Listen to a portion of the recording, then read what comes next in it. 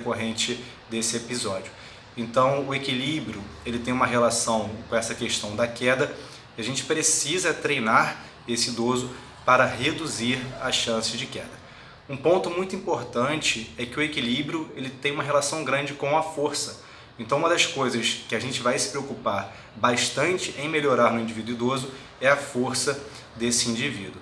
Outro ponto importante é que a gente precisa relembrar quais fatores estão relacionados com o equilíbrio.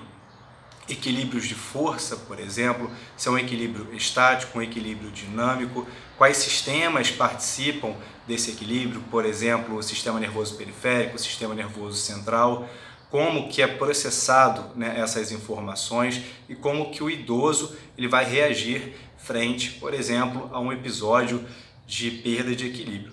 Então, lembrando que a gente vai ter o equilíbrio estático, o equilíbrio dinâmico, e muitas vezes eu digo que quando eu faço treinamento com meus alunos, por exemplo, eu até fico feliz às vezes quando eles perdem o equilíbrio e conseguem recuperar, porque eu prezo muito por isso. Se ele conseguiu recuperar o equilíbrio, é um excelente sinal. O problema é quando ele perde esse estado de equilíbrio, por exemplo, ele não consegue recuperar e ele cai.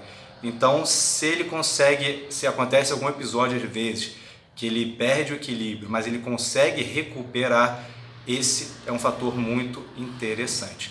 Então, a gente não deve ficar somente focado no equilíbrio estático, a gente precisa também desse equilíbrio dinâmico e a gente precisa entender que essa recuperação do estado de equilíbrio é um fator muito importante para esse público.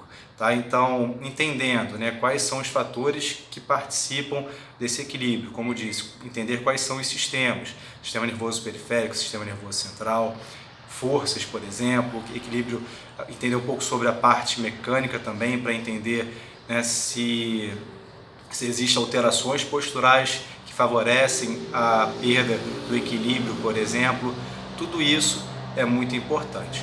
Tá? Então, treinar a força desse equilíbrio, pode fazer também exercícios específicos, simulando atividades diárias, por exemplo, exercícios em base unipodais, enfim, existem inúmeras possibilidades para a gente treinar o equilíbrio do indivíduo idoso.